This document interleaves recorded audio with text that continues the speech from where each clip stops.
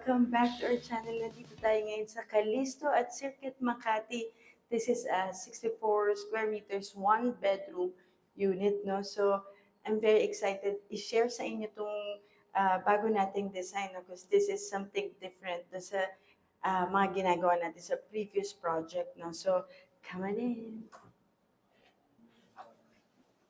Yan guys, nandito na tayo sa loob ng condo unit. Nakikita nyo naman siguro yung background atmosphere nito. No? Actually, pinakita ko na rin to sa IG. So, at least may idea na kayo. I-rundown ko lang kung ano yung mga ginawa natin.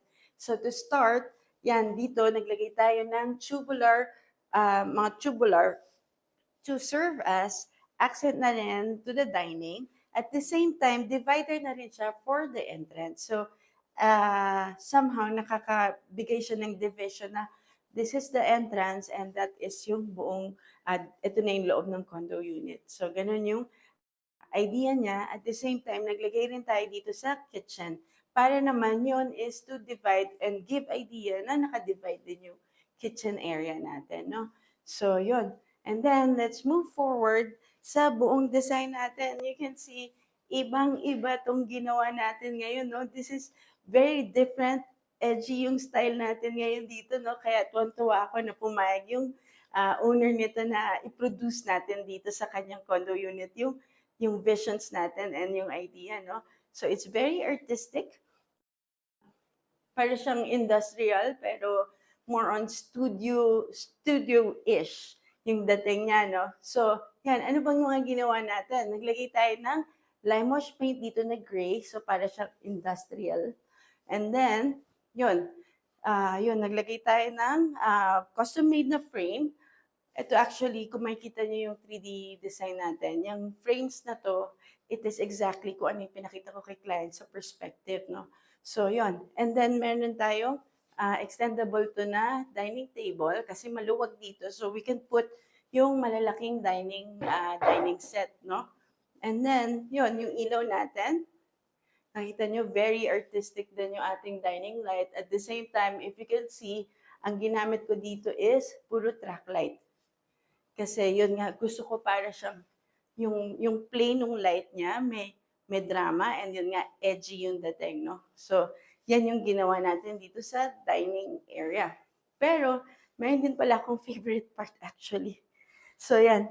Ito yung ating entrance console. Makita nyo, ang ganda ng itsura, no? So, naglagay tayo ng glass shelves, and then yun, yung center area niya na meron tayong mirror para pagdating mo or kung aalis ka, makaka-mirror ka dito. At the same time, meron akong storage area dito. So, maliit lang siya, pero functional and useful pa rin naman siya. Tapos makita nyo, yung decor natin curated as black and white and a little touch of green para organic naman siya, no? So, yan ang ating naging treatment dito. At the same time, naglagay rin tayo ng ilaw para yun nga, pag mag-mirror ka, pag paalis, maganda yung lighting mo. And at the same time, may ilawan din yung mga decor natin. So yun, paggabi, pwedeng siya na lang yung iwan mo na nakailaw sa gabi. So let's go now to the living room. First off, guys, nagre-react yung camera natin sa lighting. So gusto ko lang muna makita nyo na yung view na naka-open yung curtains, no? So sasara ko lang, guys, bago ko i-discuss kung ano yung meron tayo dito. By the way, this curtains tayo rin nag-supply. So, nagko-custom made din tayo ng curtains, no? Kung makikita nyo, makapal at super blackout talaga siya. Yan. So, yun guys. Mas maganda na ba? Okay. So, siguro mas na-appreciate niyo yung kulay and yung sinasabi ko kanina na yung very artistic, the drama, the shadows, the light. So, ang ganda-ganda tignan, no? Actually, kausap ko na si owner, nakita niya na itong unit. Isi-screenshot ko, gusto daw niya magstay dito. Pero actually, for rent to. So, swerte rin na magre-rent. And I'm sure mapaparent yan, mabilis lang to. Dahil very aesthetic tong condo unit niya, no? So, yun. Discuss natin itong bago nating design, no? So, yun nga, nag-try tayo ng medyo edgy na design, no? Kaya tuwa pa rin nga ako hanggang ngayon na pinayagan tayo ni owner na ma-produce 'tong vision natin na magkaroon tayo ng parang industrial look dito ng mga pabilog-bilog tayo dito 'no. So ibang-iba yung mga panels. That's custom made, ginawa nung team natin which is they are very matyaga to produce it exactly how, it was presented sa visuals natin. Pati positioning nung ano, ng mga bilog niyan, calculated lahat 'no. So, gano'n tayo ka-detailed oriented na kailangan mangyari siya. At the same time 'yun, makita niyo ang ganda nung frames natin, custom made din siya. So 'yan pinasadya natin, and then yung lighting natin naglagay tayo para gusto ko makikita yung mga art pieces na ilalagay ni owner kung papalitan nila in the future na kung ano yung mga ilalagay nila diyan. Plus, additional lighting, no? Tapos naglagay rin ako ng cove light diyan. Kung makikita nyo, manipis lang yung pagkaka-position niyan. Kasi ang idea ko niyan is matago siya dun sa mga beam. Kasi tingnan mo, mabababa ang beams nito. Tingnan mo, halos maabot ko na. So, yun yung idea niya na pinlay ko siya na para magamit ko yung spaces na hindi siya masyadong obvious, no? So, yun yung nilagay natin. At the same time, if you can see, this sofa is custom made. Kung makita nyo, specifically sinabi ko dun sa gumagawa, gusto ko carbon copy or kaitsura nung na nasa 3D model namin as a perspective. So, hindi siya typical na pinoproduce natin, no? So, kung makita nyo, medyo sexy yung design ng kanyang armrest, no? And then ngayon, gustong-gusto ko ngayon tong tela ng parang velvet gamusa yung ginagamit natin. Hindi ko alam, for me lang, na-elegantehan ako sa itsura niya, no? Though medyo ma-maintenance siya kasi nga, nag-iiba-iba yung kulay. So, kailangan tama yung pagkakalagay. But ideally, yun, ang ganda rin ng sofa. I'm so in love with it. Gusto ko siyang ulit-ulitin pa, no? And then, yun, naglagay tayo dito ng decor. Kaya nilagyan natin ng mga side tables para yun, pwede silang maglagay ng mga gusto nila or pag kumakain sila or uminom ng water, pwede nilagay dyan. Kasi nga, si owner sabi, wag na daw lagyan ng center table. So, nilagyan na lang natin ng side tables. And then, itong lamp, nilagyan din natin. Ewan ko kung umiilaw siya. Wait. So yun guys, very dramatic lang yung itsura nung ating ginawa dito, no? So, yan. So, ang ganda-ganda niya na pag halimbawa, gusto mo lang magtitig sa araw mo, so, or sa gabi, so yan, or mag-reading light ka, urong mo na lang. So, yun yung idea nito. Pero, ang ganda niya is very pleasing sa eyes yung decor niya, no? So, yun. And then, yan, let's move forward dito naman sa entertainment area. You can see, yun nga, another bold design na naman from our team, which is very, very matyaga, no? So, you can see, custom made, lahat naman to custom made, but the thing is, meron tayong mga accent na ginagawa to make it more appealing. So, lahat yan, mano-mano ginawa ng team natin para ma-achieve yung look ng stripes, ng lines, to make it different from the other side, which is mga round shape, and this one would be the line shape. So, yan yung pinlay natin. Kaya, very edgy yung design natin, no? So, yan. And then yun, ang nilagay natin, pull up. So, of course, di ba? So, again, abot natin, isara siya. So, okay ang pull up as long as abot mo siyang isara. So, ang ganda. And then yun, this one intended for work table, dining, or whatever you want. So, yan, kaya naglagay tayo ng upuan. At the same time, mix and match ng entertainment table. So, yan. And then, naglagay tayo ng mirror. So, yan yung ginawa natin dito sa design natin dito sa living room. I hope na-enjoy nyo at na-appreciate nyo itong design. And then, let's move forward dun sa bedroom. So, yun guys, nandito tayo sa bedroom. So, excited na excited ako sa inyo i-share tong bedroom. Actually, every corner nitong condo very aesthetic. This is one of, actually, yung buong living room. Ang ganda-ganda. Anyway, pakita ko sa inyo, syempre, simulan natin sa curtains. Nakikita nyo, very, very cozy. Cozy. Super blackout. This is, anong oras na? 3 o'clock? So, yan. Super blackout. Pwede kang magpahinga any time of the day. Kung sara mo lang to, then pahinga super. And then, yun, na malamig, aircon, sinupply din natin. Tinulungan na natin si owner na isupply na lahat para at least ready to move in or whatever yung kanyang condo unit. So, let's start. Dresser table, syempre, kita nyo, maluwag ang walls. So, na-envision ko na to nung tiniturn over, nung inocular namin na talagang dito magiging bed. So, yan yung nangyari.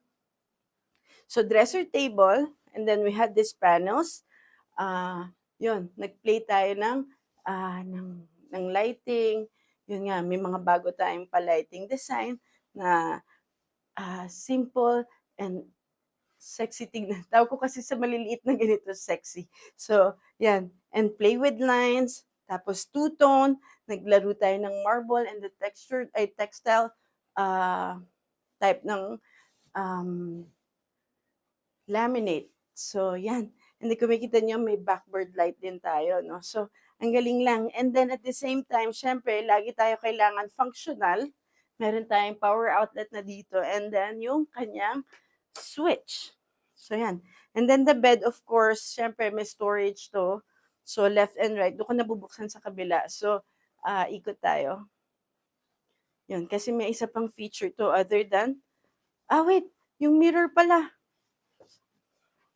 So yun guys, itong mirror, nakakatuwa, kasi to be honest, pinagtalunan ng team. Hindi ba pwedeng rectangular na lang kasi ang hirap mag-produce ng oblong na ano. So, hindi pwede kasi this condo unit parang art piece siya para sa akin. Kaya gusto ko lahat of cut, of whatever. So, yun, medyo bold talaga yung design. No? So, this is, hindi naman siya somehow typical. Hindi siya talagang typical, no? So, yun, normal shape siya, pero yun, hindi siya rectangle. Usually kasi di ba rectangle, square, or circle. Then this is the fourth one, yung oblong. So, gusto ko iba siya. Yun. Ayoko kasi yung organic na design. Parang feeling ko malalao siya in the future. So, hindi ko siya ganun ka-bold dahil gusto ko timeless pa rin, no? So, yun. And then, kita nyo, ang cozy, no? Ng bed. So, yun. Ang nilagay natin, may backlight tayo, power outlet, switch.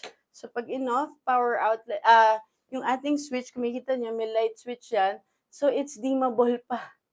Makikita nyo? Touch light siya and dimmable.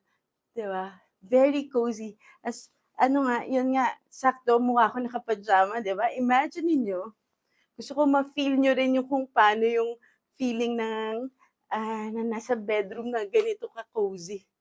Diba? So, I'm gonna put myself in dito sa bed. So, let's see.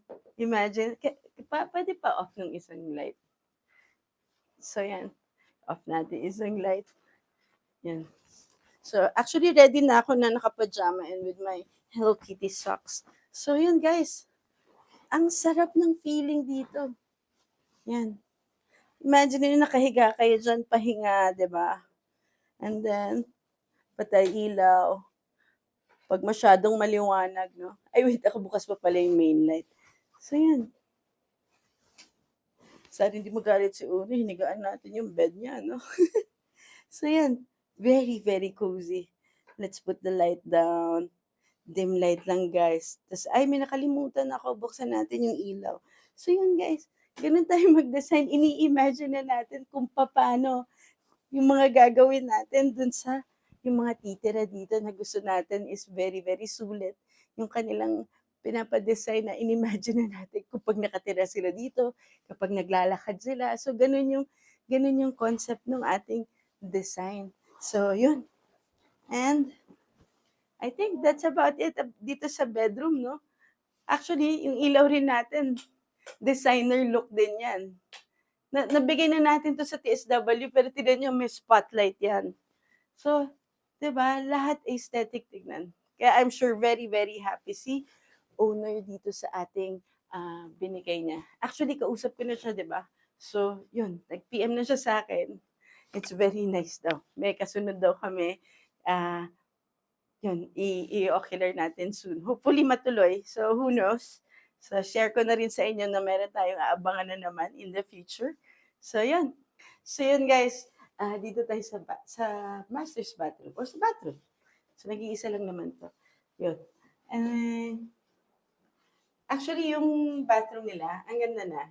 Hindi mo naman na kailangan baguhin 'no. So, by turnover, hindi naman ako nagbebenta dito pero by turnover meron na siyang, ah, ano nga 'to, sliding, shower enclosure, toilet maganda, color ang toilet, pangmayaman. So, 'yun, branded. Ang nilagay natin dito is, 'yun yung tile pala niya floor to ceiling 'no. So, normally may cut 'yan sa gitna 'no, pero siguro dahil Alveo 'to talagang floor to ceiling ang nilagay nila. But anyway, so ang nilagay lang natin dito, nagdagdag tayo ng storage and under sink storage din. So, 'yun lang naman dito. Pero ang dami kong comment. Pero maganda kasi yung bathroom nito kaya pinakita ko na rin. So, let's go to the kitchen area. So yun guys, dito na tayo sa kitchen area. So anong dinagdag natin? Mahuhulaan nyo ba? Pakita mo yung view nga, kung mahuhulaan nila. Other than dito, tsaka sa appliances. Would you know kung ano yung dinagdag namin? Dito. Pakita mo yung buong view. So, yun. Nakita nyo ba kung anong iba? So, I hope hindi nyo nakita. Kasi kung nakita nyo, edi halata yung ginawa. Anyway, so simulan natin sa pantry. Pantry, syempre pantry storage, adjustable shelves, 'di ba? Kung gusto mo yung mga walis, do kasi meron tong utility room eh. So talagang storage lang, no? Ang ginawa natin dito. Pero removable naman siya. So, yan. Ay, hindi ko siya matanggal. Masikip pa. Anyway, removable siya. So, effort lang ng konti. Pero, kayang-kaya naman. Yan.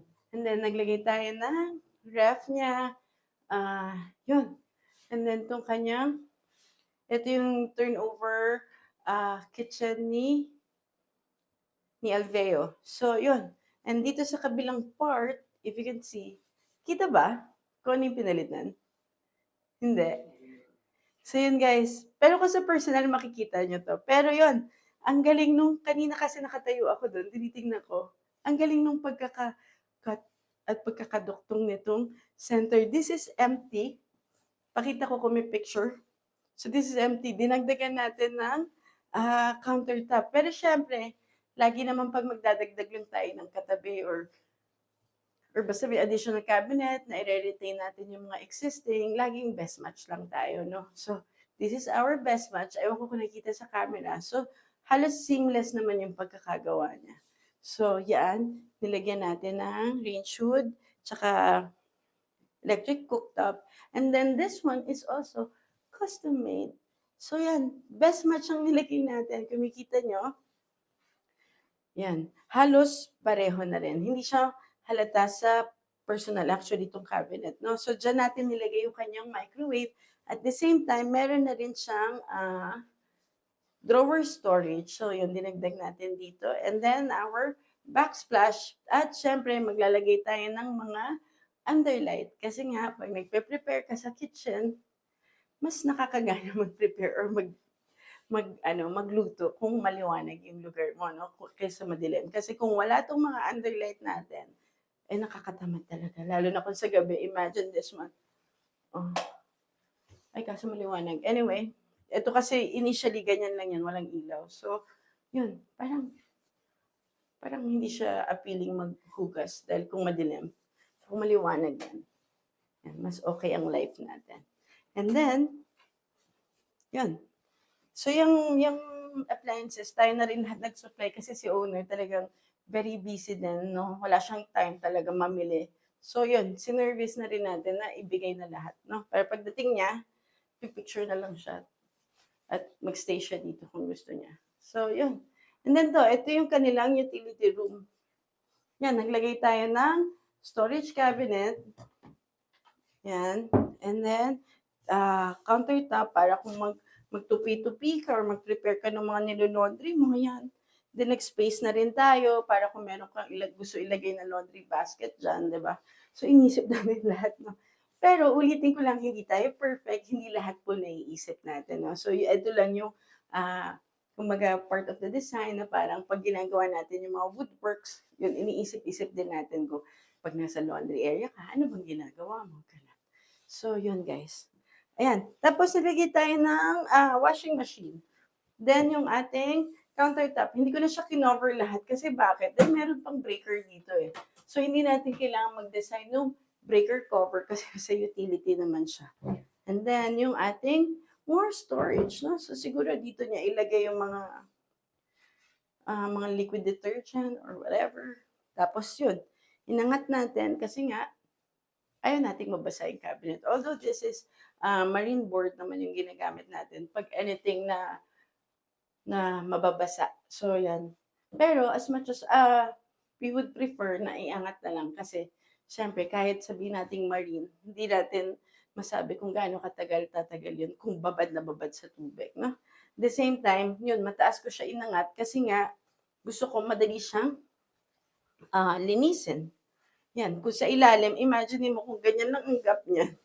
Yuyuko ka pa para at least ito, masipa-sipa mo na lang yung mga lilinisin mo. So, di ba, imagine that, iniisip pa natin yun para sa client.